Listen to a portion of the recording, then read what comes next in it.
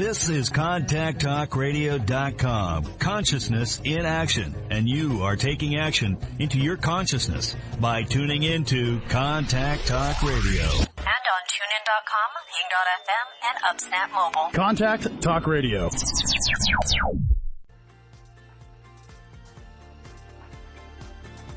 Welcome to Life Mastery Radio with Todd Allen and Jackie Bailey, the show that dives into the science of higher consciousness with inspiring topics such as abundance, intention, health, manifestation, love, and transformation. Join Todd, Jackie, and their guests of leading authors, speakers, coaches, and entrepreneurs weekly at 10 a.m. Pacific. Learn to live a peaceful life with intentional mastery. It's all right here with stories and messages to support your well-being and most evocative dreams. Now, here's your host, Todd and Jackie.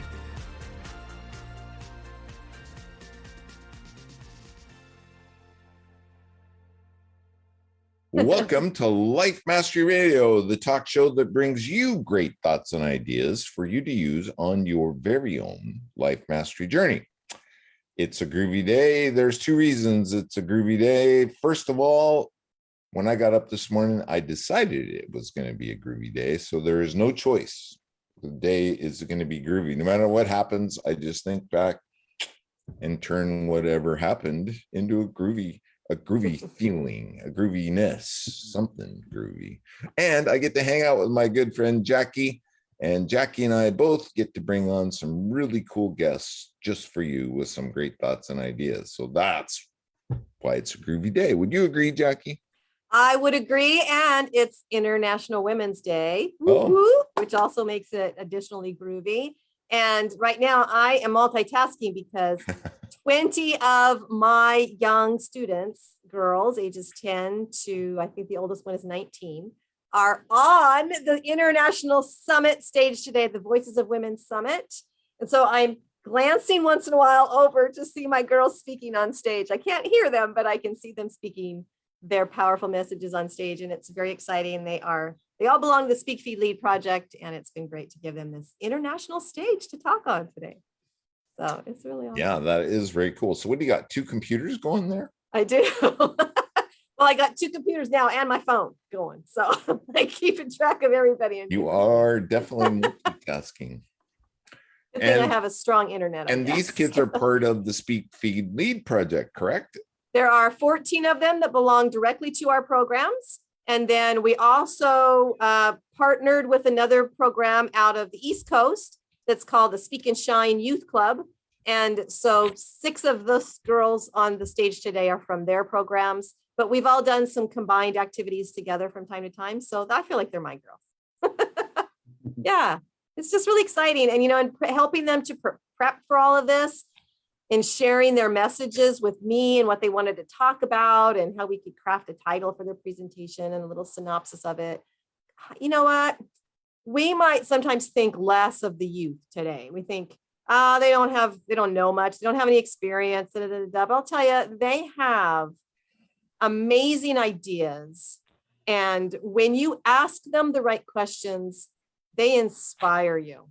Yeah. In a very emotional way with the stories that they have to share and the way that they want to see the world be different. That's what you lead them to do too, because learning to speak from the heart and learning to speak your truth and all of that is part of your curriculum. Absolutely. And once they open up to that, they're unstoppable. Just from what I've seen, and I'm exposed to very little, but man, it's amazing what these kids speak about. I mean, they're what do I want to say? Unhampered, unfiltered, unstoppable. Yeah, it's pretty cool. Well, I think when they know that someone is listening and that they're sincerely listening, right? I think that's when they feel comfortable to open up. And unfortunately, families are so busy today, and we've been disrupted in so many ways in the last couple of years that I don't think our youth feel like they've been heard. And so to have an opportunity to be on a stage where they can just talk about whatever they feel is important, that's been a huge thing for them. Very exciting. Cool. And we're going to turn all of those messages into a book. We're going to put together a compilation book based on their messages on the summit. And so they're going to be authors as well. So It might be cool. kind of cool to interview a couple of them. Maybe you thought about that? Yeah, you let me know. I'll set it up. No, we'll have to. I think we're booked out a couple months now, but there are some open dates. So you decide. You have access to the calendars. I think that would be kind of cool. It would be neat. What am I forgetting? Oh, I want to remind our listeners that today's show page is at www.lifemasteryradio.net. Any links that we talk about, you can go there and click on them. You don't have to worry about writing them down. While you're there, you could sign up for our newsletter. Jackie crafts a newsletter once a week. It highlights who's been on the show, who's coming on the show, and of course, her weekly blog post about the show we just did. So it's pretty cool. She's very informative, and it will entice you to actually go to our YouTube channel and listen to the actual show. I think it will do that. So check it out and try it. Sign up for our newsletter. That's all we use that email address for. And it's a great way to be informed about all things Life Mastery Radio. Yay. Of course, while you're there, you can check out both of our books. My book, of course, 6 Keys to Life Mastery. And Jackie has 2 books now. She's one up on me, Self-Centered Leadership. And she is a contributing author to other Heart Notes. She wrote a Dear John letter to Lack. And that is very inspiring. I bet that will inspire a lot of people. He's been my boyfriend, Lo, these many years, and it's time I say goodbye. And our guest today, you can see his book right there in the background. That's pretty cool. That's a pretty cool way of doing that. So I'm going to have to explore that some more. And let's see now. So this is Jackie's guest. And so I'm going to ride shotgun today. Oh, look, Jackie has a copy. I have his book too. Yes. I have to, for full disclosure, I will tell all of our guests today that Bob Krulish, our guest, is a good friend of mine and has been. And I have watched the process of his book, which is a memoir. It's called When Screams Become Whispers. You often think, at least I often think, that memoirs are written near the end of someone's life. And in some ways, it might be the case for Bob as well, because he has ended a life of not knowing why he was the way he was. And he learned through a process of, I don't know, elimination or loss, how that he had bipolar. And so his memoir is about that journey and what his life has been like. And I'll tell you, Bob, it reminded me a little bit of reading the diary of a madman, because I was there with you during some of those years, and I didn't know you had bipolar, but I will admit now, I always thought, gosh, Bob is such a positive thinker. He is out to do amazing things, and he's going to be so successful, not knowing that that mentality was part of your illness. So for our listeners today, you're going to hear an amazing story of a man's journey to find that he had a mental illness, and which basically destroyed family life, careers, and everything you can imagine. And he's going to tell you how he's come back from that and share with you some ways that he's helping others to manage their disease. So I am delighted today to welcome to our Life Mastery Radio stage, Bob Krulish. Hey, Bob. Hi, Jackie. So good to be here. Good to be with you and Todd. Thank you. Yeah. So start us out, Bob. I mean, it's an amazing story that you have, and your book is filled with those stories, but you can now identify back to when you were 16. Things weren't exactly, what do I want to say, copacetic. and it took until you were 51. That's right. To figure out what the heck the deal was. I know. I really, it's a terrible story. Well, I think it's a story that will inspire people. You had to go through what you did so that other people can know how to fix them. Well, I don't think you can fix it, but at least understand themselves, right? Yeah, and I guess the terrible part about it, Todd, is that a lot of people go undiagnosed and untreated for a long time, or misdiagnosed, as I was, and it gets missed for years, if not decades, like in my case. I was very symptomatic when I was 16. Just to give you a little brief background, bipolar disorder is hereditary. And in writing the book, I realized that my dad had it. I didn't know that about my dad because he took off when I was 16 years old and left us, completely abandoned us in his mental state. And I never heard from him again. And one of the things about bipolar disorder is that you have to have the hereditary, the predisposition genetically, and then there has to be some kind of life event that turns it on. And for me, that was that life event. Wow. It's him leaving. And so I then started talking about all these grandiose goals and ideas, like Jackie knew me talking about big, big things all the time. I barely made the high school golf team, but I would talk incessantly about how I was going to break. Back then, it was all about Jack Nicklaus, all of Jack Nicklaus's records. And people would give me a bad time about it because, again, like I said, I was barely good enough to make the high school golf team. That went on to talk about being a U.S. senator, Right. And other things that were just big aspirations, big grandiose ideas, big grandiose goals. But it was real to you, right, Bob? I mean, and even it was real to the people around you. Like I said, you know, when I knew you back then, I just thought, wow, this guy is going to be on the top of the world someday because he truly believes it. And if that's all it takes, he's there easy. And I mean, you've been married many years by then too, and you had kids. And so you believed it. And yet, when you said you were going to be a senator, and this was in college that you were also in a leadership position, but you weren't even going to class, right? You were failing college, but you were had all this big talk going on, right? That you were going to do these great things. I was not just going to be a U.S. senator because I was a senator in the college's student government program, which I was very popular because I was just a forceful, charismatic speaker. Right. I had a lot of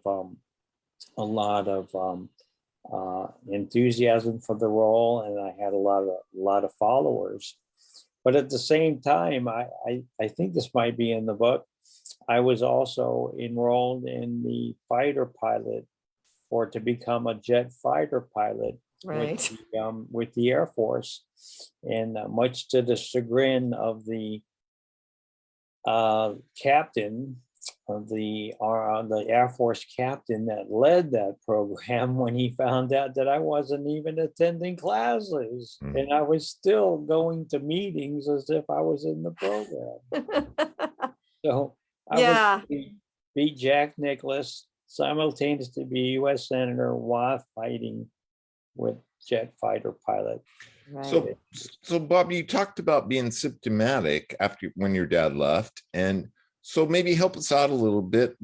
And you just described some of it. I mean, big aspirations and no follow through. Is that right? I mean, right. There's very little follow through because they're really just out of reach. Right. So you don't clue in. You don't go, well, that was a bad idea. You just think everybody else kind of let me down. You know, if it was only for that person or that group of people, I would be a fighter pilot. I would be a U.S. senator if it was only for this and that. So you don't ever, it's not a corrective lens that gets developed. You just go on to the next thing and the next thing and the next thing. And they're all just wide open, big, grandiose goals and ideas that you have. And you start a lot of projects, you start a lot of things, and you don't have the finish to follow through because they're not possible. Right. They're just not possible. And Bob, you mentioned that you think it was triggered around the age of 16 because your dad left. Why do you think, and you actually were triggered into a manic state, right? Because you're either going to go depressed or you're going to go manic.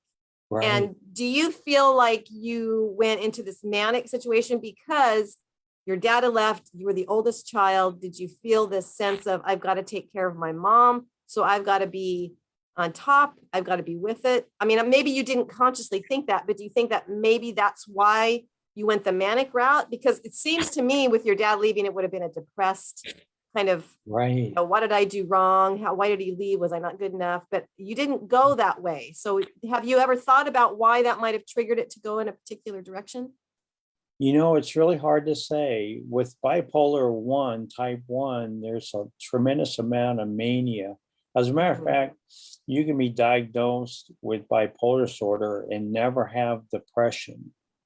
Interesting. Okay. The key diagnostic feature is the mania. Okay.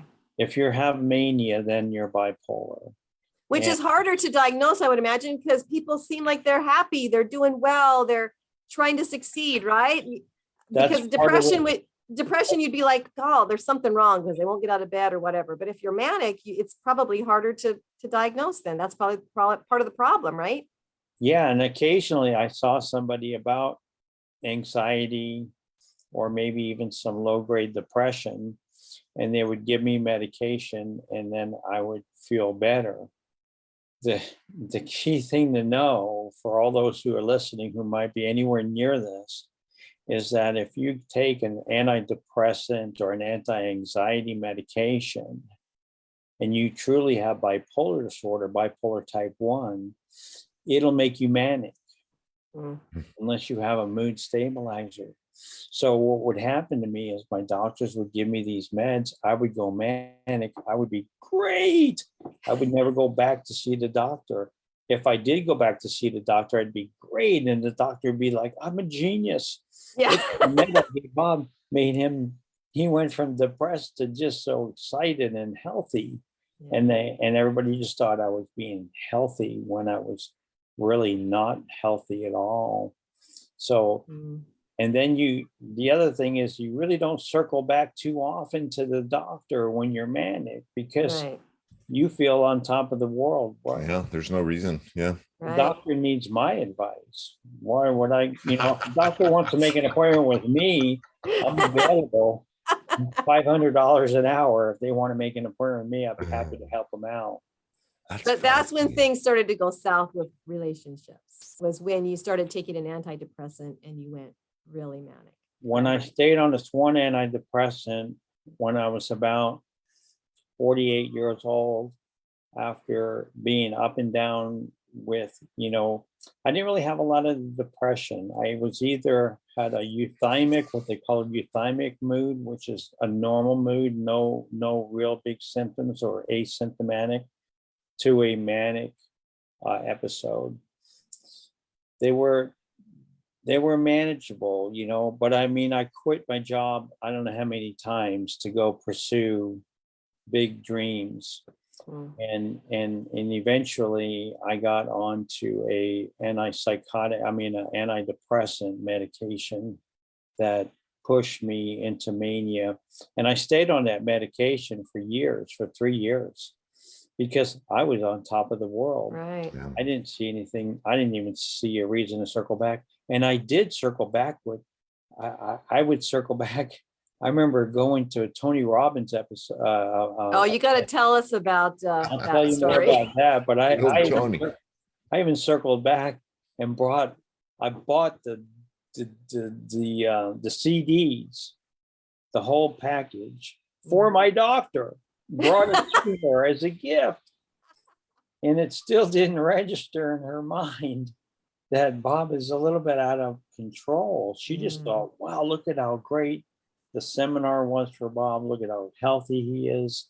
We better keep him on this antidepressant. Right. Wow. Well, Here, eat this. Yeah, eat this and stay where you are. Well, there's another component to it too, Bob, that I learned about today, and I forget the word. I didn't write it down. It's A, and basically it starts with an A, and basically it is a person's ability to deny that they have the condition, right? Anosognosia. There you go. Wow. You've been practicing that a lot, haven't you? Well, I do about 30 workshops on that topic a year, on the topic of anosognosia. And now there's some people that clinically can't know that they're sick because is a part of their prefrontal lobe that's kind of broken, and it doesn't allow that to register. So that's true anosognosia, people that have that symptom, and you see that in half the times of people with bipolar and people with schizophrenia. In mania, you act as if you aren't aware. You really don't have awareness of your illness. You're more likely to say that you are the healthiest person on the planet, not the sickest person on the planet. You know, I jokingly say now that the only difference between me and God back then when I'm manic is that God's never thought he was me. Wow. I spent quite a bit of time thinking I was him. Right. And you have this omnipresent, omnipotent type of feeling of really Superman-like powers. I mean, there was a time when I really thought I could fly, and I would tell people, I would say, I don't know why everybody can't fly. I really believe I can fly. Wow. And I just never went and did it. But I remember thinking, so what happens, as Jackie said earlier, is that you believe these things to be 100% true. There's no discernment. No discernment whatsoever. That's right, Todd. Wow. Yeah. It makes me think, not to get off topic and out into the weeds, but it makes me think, wow, maybe some of the pharaohs from ancient Egypt were bipolar, right? Maybe like you said, it's hereditary, and it ran in those kings' families, and it's just one after another thinking that they were actual gods. That's true. I mean, you really feel like you have an enormous amount of power. You're the smartest person in the room. I mean, just ask me. I'll tell you. Right. I am the strongest person. I am the most powerful person. And you have these goals, and you set yourself up for failure, really. So how did it start to affect your life, Bob? Yeah, well, it did affect my life throughout. Fortunately, through the grace of God and through, the person I was married to, who I had mixed feelings about, but I mean, she really managed to hold it together for 25 years with me up and down all over the place. I would, it was interesting because it served me well many times, like 4.0 math student, in my late 20s, early 30s, with 2 children, waiting tables 5 nights a week, throwing 2 newspaper routes in the morning. I mean, man, you want to be manic. You need to be manic to get that done. Right. There are times when it was really, I was really on top of the world. And then there were times when I would just, have a really nice job. I was in the middle of a great career, and I quit it and said, well, I'm going to go be a salesman now. I'm going to go sell life insurance, or I'm going to go sell cars, or I'm going to go sell this or that, because I saw it. When you think of the potential in sales, and the manic mind is looking for unlimited potential, you gravitate towards stuff like that, even though you don't really have the skills for it, which I did not do. And so my wife at the time put up with me dropping out of my career position several times until the last time. The last time was just huge. Yeah, because you had this belief that if you just had this or you had that was the key you were missing to finding the success you were looking for. So You knew you were the smartest guy. You knew you were the most talented guy, but it wasn't showing itself, right? It was always one thing. It was one thing you were missing. If you talk to her, she would tell you. He kept saying, "There's one thing. If I could just get this one thing figured out, one thing figured out, one thing figured out," and I would still have the foot on the gas pedal all the way to the floor while I'm trying to find that one thing, and I'm basically knocking cars all over the place while I'm looking for that one thing, and it served me well again in a position that I was with a major insurance company, where I was really able to help them retool their whole auto insurance pricing model, and it served me very well. But then I got to the point where I was getting sicker by the minute, and even though I had done something pretty big deal for this company, I got to the point where I started to believe that I was smarter than the president of the company and the CEO of the company. Yeah. And that was the start of the downhill, because I would call him out in meetings. Wow. And tell him that he needed to listen to me in front of 500 people. And you know, the interesting thing when you do that, when you talk to the president of the company that way in front of 500 people, you get right to the head of the class as far as going to see HR. They are take available. A special trip. They are available like immediately. Like, you can't get an appointment with them for weeks normally to talk about your benefits, but you do that and you're in there the very first thing in the morning. Man. And so I had a talking to several times, and eventually they asked me to leave. And then I thought, well, here's some upside, flipping houses. That was kind of the rage back in 2007, 2008, before the big crash. Right. And I kept thinking, I'm right on this, man. I got this figured out. And I never got it figured out. But you needed a Hummer, right? The one thing you needed was the Hummer. Tell us the story about getting that Hummer. Yeah. As a real estate guy, I kept thinking, what is it? You know, there's this one thing. I was trying to figure out how to buy the houses at a discount, how to sell them at a premium, how to rehab them at the lowest possible cost. And I needed more credibility. And there was a guy on TV that was doing Flipped His House, I think was the name of the show back in the day, the very first of many now. Yeah. And I believe he had like a big H1, the big Hummer, the big gigantic Hummer. And I said, that's it. That's the secret, man. If I showed up at a potential seller's house, they're going to say, that guy knows what he's doing. We'll sell the house to him on the cheap. And so I went to my wife at the time. And of course, now she's been putting up with this one thing for quite a while. And I said, I got it. It's a Hummer. I got to go get a Hummer. And she said, no. I think she said it in no uncertain terms, more stronger than heck no. I think it was more like no, heck and way are you doing? Hell no. It was a hell no for sure. And so I left that meeting with her thinking, well, she doesn't get it. She doesn't get it. And what I'm going to do is I'm going to prove it to her. So I left that meeting thinking, if I just don't tell her, this will be fine. And then when it all works out, I'll tell her and she'll be happy.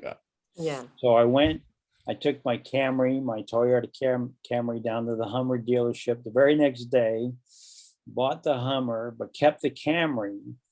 I took the Hummer, and there was a grocery store parking lot just behind the Hummer dealership in Bellevue, Washington. And I took the Hummer and parked it in that grocery store parking lot and drove my Camry back home. Then in the morning, I would drive the Hummer around while I was looking at investing in real estate, all the appointments I had with potential sellers, and trying to sell them and all that. All the real estate work I did in the Hummer. I even bought a printer and everything so that I could print out of the Hummer, had an office in the Hummer. And it was great, except for the fact that I had no money to pay for this Hummer. And I would drive back to Camry. I did this for weeks, if not several months. You'd have to try to beat the mail home so that I your had to wife beat would the mail get. home so she didn't get to the mail. And thank goodness Yeah. she was too busy to go get the mail every day. And about 2 or 3 months later of driving the Camry home, driving the Camry back to the Hummer, hiding the Hummer, driving it back to doing that every day. There was a date I did not beat her with the mail, and there was a bill, because now I'm like 3 months behind Yeah. on the lease for this Hummer, and she had some things to say about that. And you'd be surprised to know, Yeah. what are you gonna do? You can't hide a Hummer from her. And to her credit, she's still hung in there with me. But things started to really, fall apart. Because to this point, you still don't know. You have not been diagnosed with bipolar. I'm still manic as can be. I'm Yeah. out of my mind manic. I'm exaggerating everywhere. Everything I'm saying is an exaggeration, is hyperbole. I don't know that. I believe it's all real. But so the real estate business is not working out. And it gets to the point where I've now misled many friends that I had from church. I would go and tell people, I just bought a house, and in my mind, I was going to make $40,000 from this deal. And what I really did is I bought the house at too high a price. So I didn't really get it at a discount. That 40,000 was never going to happen. But you know how I would tell people about the deal? I would say I made $40,000 today. All I had was this deal that really had no potential to make any money. Right. And I would tell people, and it started to really get to a lot of people that Bob was not very factual. And that led to the divorce, and then separation from the kids, and just a whole slew of awful events. But I don't think your family went, oh, that's what's been wrong the whole time. They didn't have that reaction though, did they, Bob? Unfortunately. I did not get that reaction. Once I left the house in January of 2009. I'm still not diagnosed. I think I'm a little depressed because of my situation, but I'm still manic. So I'm in a mixed state. I have the clinical mania, but I have situational depression. So I think the way to get fixed is to go see Tony Robbins. Tony Robbins. So I Good go old to Tony. Tony Robbins event in a depressed state, still clinically manic, but kind of solemn, looking for some help. And he asked if anybody in the audience is depressed. And I think what ended up happening with that story is that when I bought the tickets, I actually called somebody and talked to somebody in the staff, and I told her my story, my sad story. I'm thinking I have a sad story. I'm not thinking I'm manic and I deserve what's happened to me. Yeah. And she sets me up in kind of in the front area, the seating in the front area of this 5,000 people. And from what I understand about Tony, that sometimes the salespeople that sell the tickets will let him know about certain people, and they'll actually target to help those people. I really truly believe that might have been it, because as soon as I raised my hand, he turned right around and goes, "You, sir, what makes you think you're depressed?" In this big husky voice, and starts coming over, and we have an exchange, which ends up being pretty hilarious. Yeah. And well, he gave you a name. he he, he said, why do you think you're depressed? He was just working with a couple where the man had been a bit feminized and the woman had been more masculized in their roles. And I told him, I said, you know what, that's what I was thinking was the problem, was that my wife was more successful in her career, and that's why I got divorced. So I said that happened to me. And he said, you put your man parts on You a could say shelf. balls, I think. Okay. So he says, you put your balls on the shelf. And I said, yeah, but it's a really big shelf. And I get like 5,000 people just going nuts. And he hits the floor. He's on his knees. Everybody thinks that's pretty hysterical. And so he nicknames me Big Balls Bob, or that nickname comes out of that exchange. Right. And they do a little name tag called Big Balls Bob, Big Balls Bob. And somebody just emailed me the other day and said, I own the domain name Big Balls Bob. Would you like it? That is funny. It's so funny. And that only took me to another level. Right. I mean, because now someone is agreeing with your psychosis, essentially, right? He is. Yeah. He is. And I mean, I go do the fire walk. He has you walk on hot coals. And it's not enough that I just go do the fire walk with the rest of the people, but a gal comes up to me and says, Bob, I know Tony. Come on, I'm going to take you backstage and we're going to go with Tony to do the fire walk. So I get special treatment. I walk out almost hand in hand with Tony Robbins to his fire bed. And I get this special treatment, so much so that when we come back from the fire walk and I'm putting my shoes on, and another guy comes up to me and he wants to talk to me. And I'm like, and now everybody wants to talk to me because I'm up on a Jumbotron like a dozen times throughout this event or more.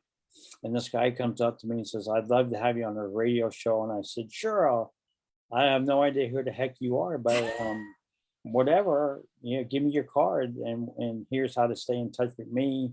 He's the first guy to email me when I get back. It's Mehmet Oz, Dr. Oz.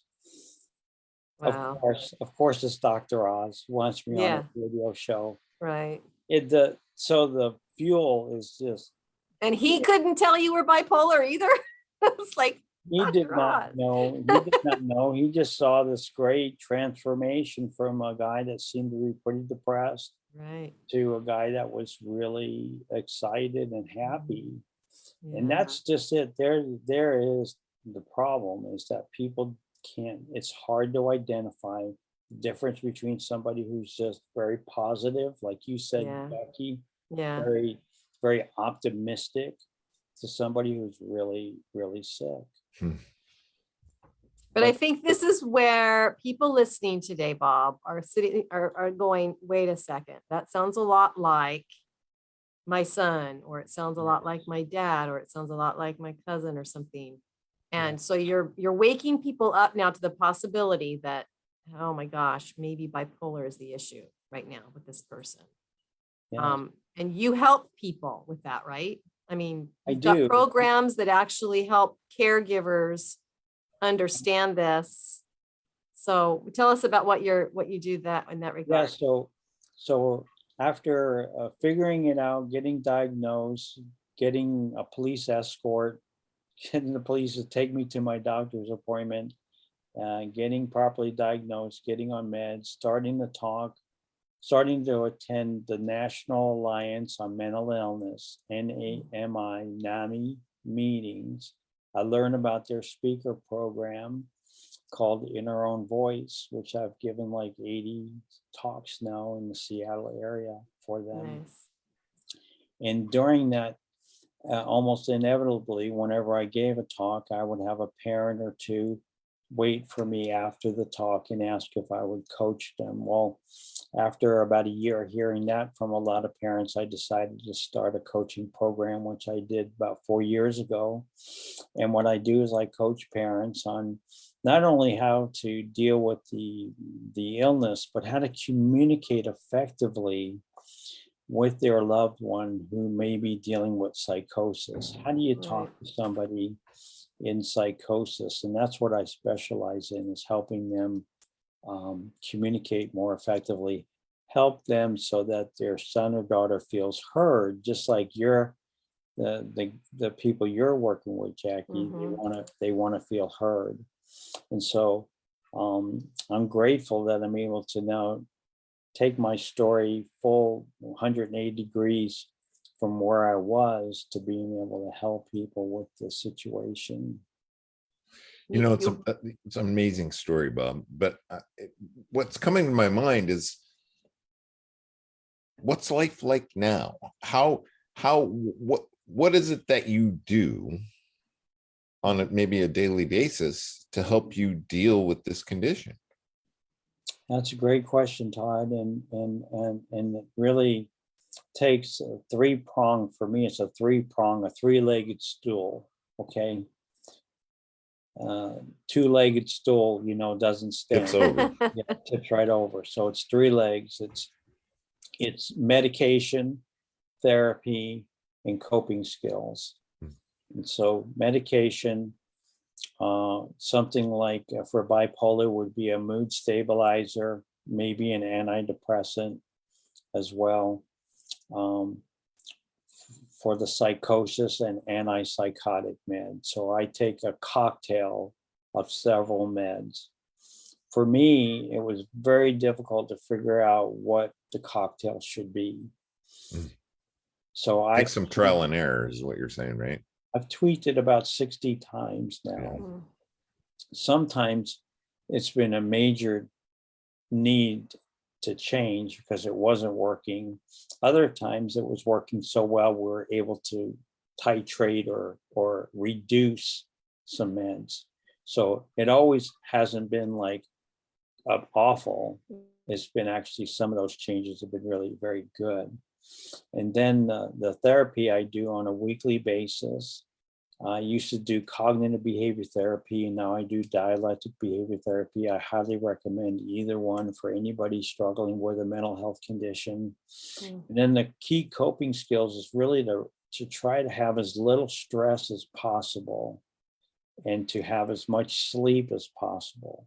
You don't want to be taxing your mind with stress or fatigue, because then the thing will just it'll be a runaway train. Right. So those are my breaks. Is there still, does denial still come up? Is that a part of it, or is that part of your coping skills? Denial doesn't come up. I don't get I haven't had a really bad manic, where I have all the symptoms of a full-blown manic episode since 2009. Wow. Thanks to the medication. I really haven't had a full-blown manic episode. I've had some delusional psychosis at times before I got on an antipsychotic. Are you able to catch yourself? Yeah, I'm able to catch myself now. I have a tremendous amount of insight from about 800 hours of therapy. Right. Yeah. I hate to even say that out loud sometimes. It makes me sound like I'm really out of it. But well, that's part of your stool, right? That's just part of my stool. It's part of your maintenance program. This is the reality, and this is what makes your life, right? And Bob, there's a question from Facebook. Oh wow. Arnie, actually, Arnie. He's asking, has Bob heard about ketamine infusion? Sure. And some people do that as a treatment. And for some people that seems to work, especially I've seen studies about it for people with psychosis. I haven't tried it, but I know that's kind of cutting edge. Yeah. Well, and isn't it true, Bob, that part of the coaching that you give these families that you work with is an agreement?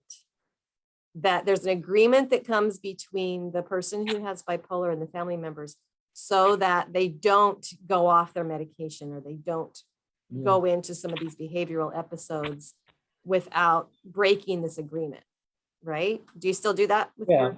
Yeah, I do. I try to help them set up an agreement to stay medicated.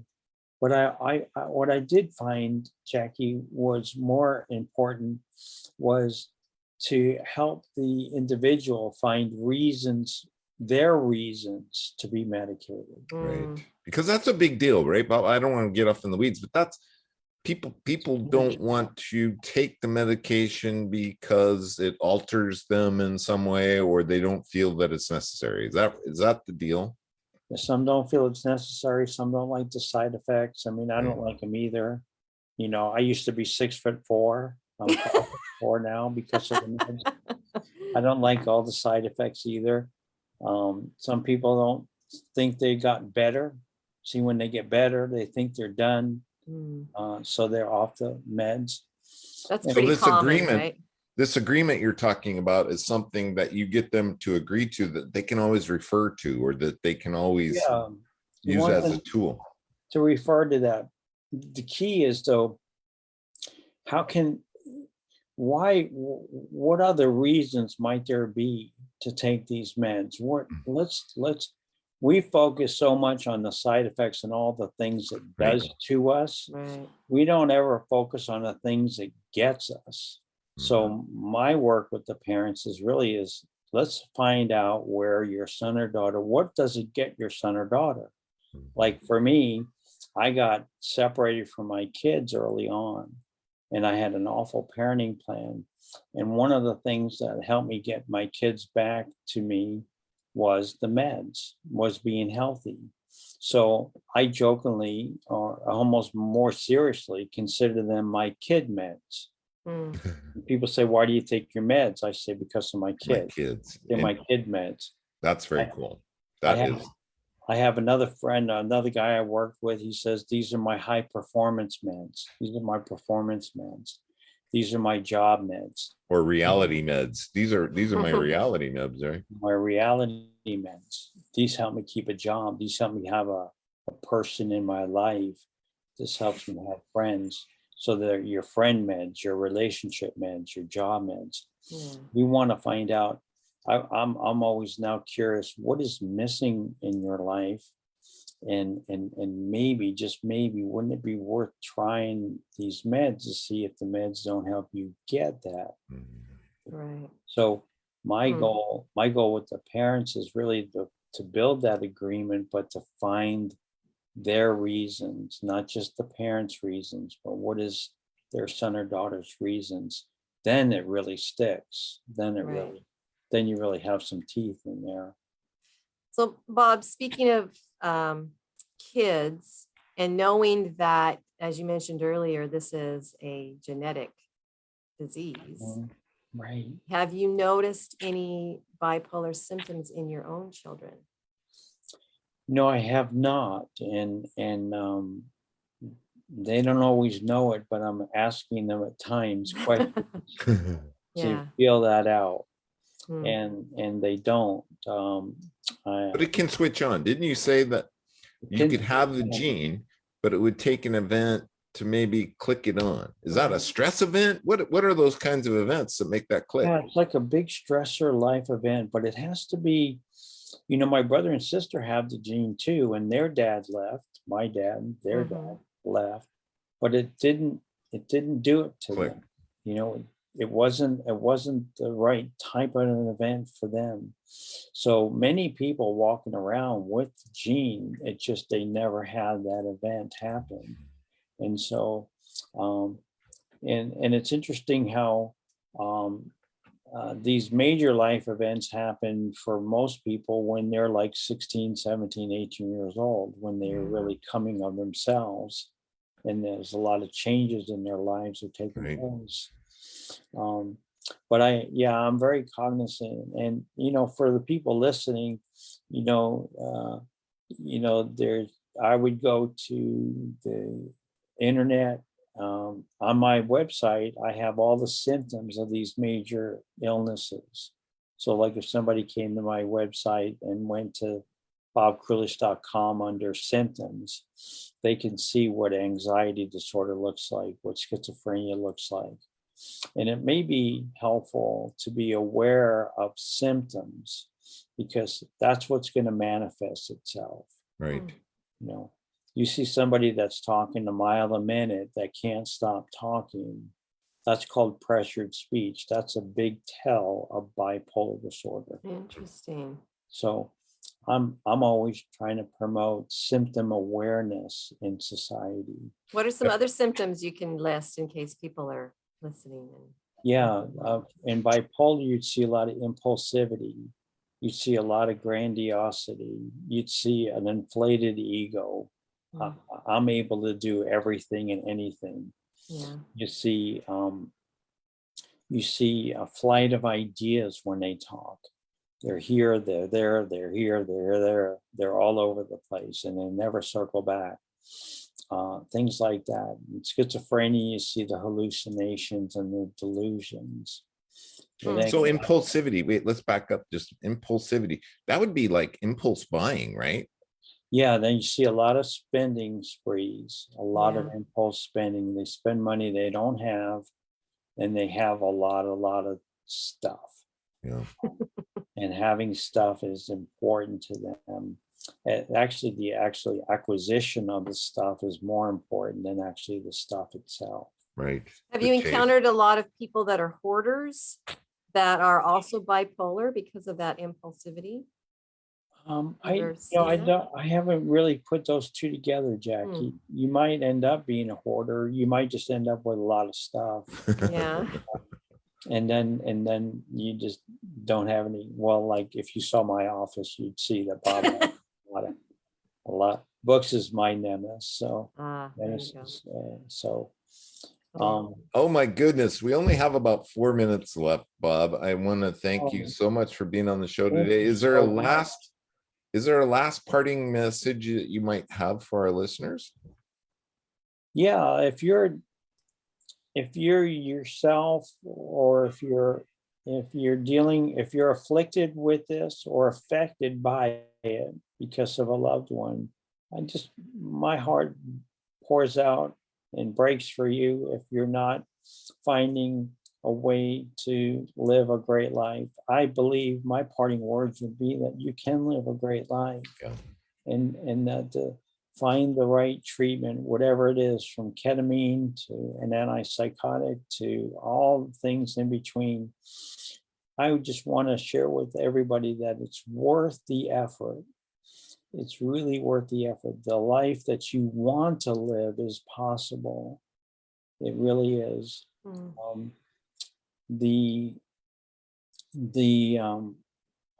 I just want to really express that there's a lot of hope. I was stuck. I was goner. I was a deep goner. I nearly tried to end it twice. I got stuck on the floor of an abandoned cabin. I was homeless. I was fed by a church. I was walking. I was in very, very sad shape. I was very, very sick. And you have an event coming up. Yeah, and I have an event where I help parents navigate this whole situation. It's on March 26th. It's a Zoom event. If you go to bobkrulish.com, there's a tab. There's a page called Events, and you can hear all about all the events that I have right there on that page. And if listeners have questions, Bob, are you available? I mean, can they go to your website and maybe just ask you a question or communicate with you somehow to get them the answer? Absolutely. There's a form. There's a contact form, or better yet, just email me at bobkrulish@bobkrulish.com. So creative. Yes. Well, easy to remember. That's key, right? bobkrulish.com, and I'd be happy to answer any questions you might have. Well, Bob, I know people like you are needed because the medical community will offer the medications, but they're not going to give you any other managerial help and support, right? So that's where you come in. It's very important. Thank you, Jackie. I'm so happy to be a part of that solution. Thank you. Yeah. Thanks again, Bob, for coming by and having a great discussion. I hope you come back. I think this was very informative. I think that we'll get a lot of feedback about it because Oh, There was such great information and great inspiration. Not only the information, but just the inspiration that there is help and hope, and there are ways to work with it. So thank you so much for showing up as you today. thank you both. Thank you so much. Jackie, any last minute thoughts? Oh, Pretty cool show. I'm grateful to Bob. He's been a good friend for many years, and I'm so grateful that he's healthy and that he's making some big changes in the world for other people as well. That's the cool part, Bob. Thank you for showing up in the world and helping us make a difference. That's about all we have time for today. I hope you enjoyed the show. I hope you will tell a friend about the show, because we have some really cool topics. We have some really cool guests, and both Jackie and I are the grooviest people on earth. So why would you not want to come hang out with us every Tuesday? No reason at all. 10 a.m. Pacific. Very inspiring stories and books and all of that great stuff. Lastly, two things. Please check out Bob. If you have any questions, you can get a hold of him and ask him a question. There's the book. And for sure, please, please, please make it a great day, because it is all about choice. Bye-bye for now.